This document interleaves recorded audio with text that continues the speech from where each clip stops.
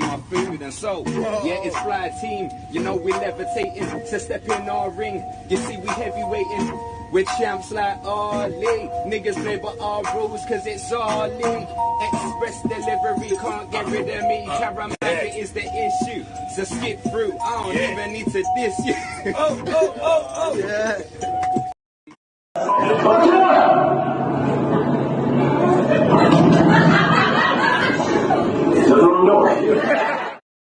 Yeah, it was a gradual shaving off of the hair, all of us boys, with our vain approach to hair. We ended up, I don't want to say it, but I think I went with the most extreme haircut first, and then the Peakies copied me. Just saying. I looked in the mirror and I just thought, I don't know. Do you know what I mean? I really weren't sure about the look. I think I got a short straw with this one, man.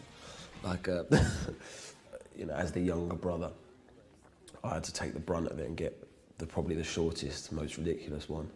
Yeah, I used to have like hair up to here, but it doesn't matter. I'll grow it back. It's no secret. I mean, the haircut it's a hard thing to wear, you know, like, especially Arthur's. It's so severe. And I think, like, I look at, like, Joe, and then I look at Killian, and I think, oh, theirs ain't as bad as mine. It's fine when you're in a three-piece suit and you're walking about with the 100 extras and all the horses. As Joe said, no, that's great. You know what I mean? When you're on set of Peaky Blinders and you take the gear off, and you know what I mean, you're walking about South London with that haircut. Do you know what, though? It's actually genius of Loz, the designer, she essentially, so she did her research, but she kind of invented this haircut at the same time. She sort of was like, I want all the men to have this. And it's now become, like, iconic for the series. And everyone wants hair like you, Paul. Just quickly, like, I've got to just tell you this story because it's God's honest truth. I was first season, right? We'd been filming first couple of weeks, me and Paul, and I get the train home, and I'm on the underground coming back. Going back home, it's like half-empty carriage, and there's these two guys obviously working the city in suits, two sort of 30-year-old blokes, and one of them's crying. He's obviously, I don't know what's happened to him, but he's crying. There's other mates consoling him. It's absolutely true. And I'm sitting there, I've got my headphones in, but I've got no music playing, and I can see him talking, and they're like, he goes, come on, mate, it's all right, mate. He goes, all right, mate. He looks up at me, he sees me, he goes, mate, at least you ain't got that haircut. Genuine. And I just went, Burn. I wanted to go, excuse me, I'm doing a TV show for the BBC, but I thought, you know what, I'm just going to suffer. Congratulations. I am not kidding. I came in one day and said to everybody, before I even knew you were on, I said, you've got to see this show. It's amazing. Oh, thanks, man. Were you aware when you were putting it together of just how crazy this thing is? It's pretty wild, yeah. No, I mean, I read the first two scripts. Right. You know, and that's your mistake. Never do that as an actor.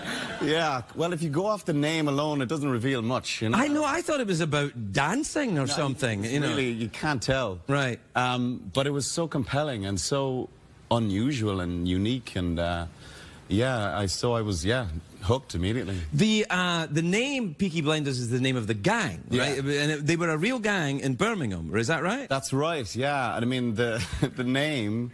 Kind of the clue is in the title, I guess, but they had these, the peaked cap, peaked caps, which is like the uniform of the working class in Britain and Ireland, and so they used to sew razor blades into the peak of the cap, and that so that they could take your because they used to do that in Glasgow in the razor gangs. They would sew them into the lapel, so when you grabbed somebody, you'd lose your fingers. It's not pleasant. No, it's not, and that's why I moved into comedy. But what's interesting to me is you're Irish, clearly, and you play someone from Birmingham who's interacting with a lot of Irish people. Yes. Do you ever sit with an actor and think, that's not very good, that accent you're doing? Well, the thing about this was that everybody was doing different accents. Right. Like, I was doing Birmingham.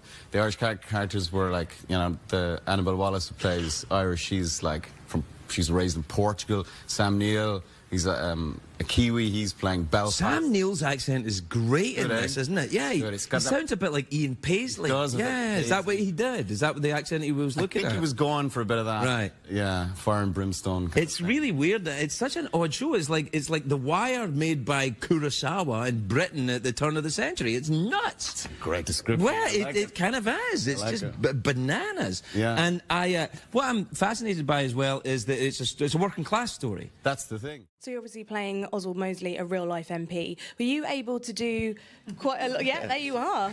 Still rocking the Oswald tash, obviously. I loved him so much.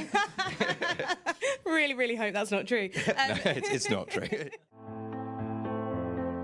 Every series we have these big sort of set pieces, you know, and that's kind of now become part of the appeal of the show. And certainly for me as an actor, it's a big part of it, because you have these big, long interactions between characters and dialogue scenes, which are fantastic, and then you have these big kind of action sequences, and this is wonderful. I remember reading it and going, wow, this is like a 15-minute sequence where no one talks. It's just pure action. There were several really exciting beats here.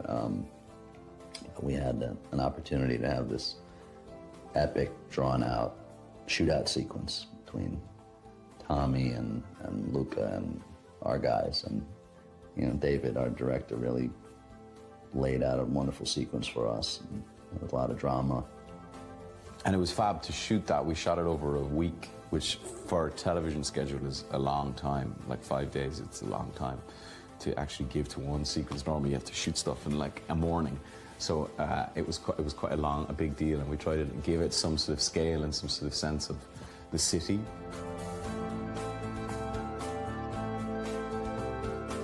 The Thompson, the Tommy gun, this is the most iconic kind of weapon of that era. It's a very rewarding weapon to use in a sequence like that.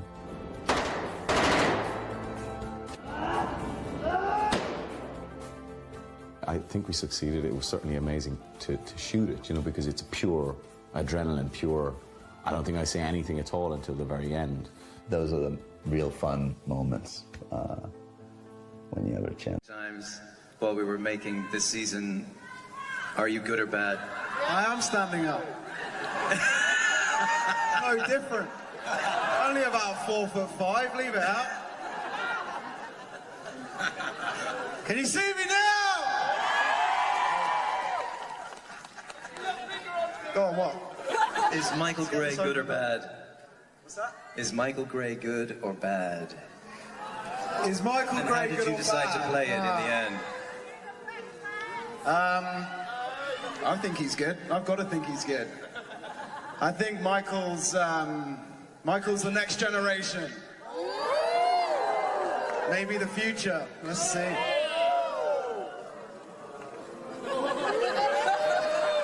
Or not. Wow. It's quite divisive.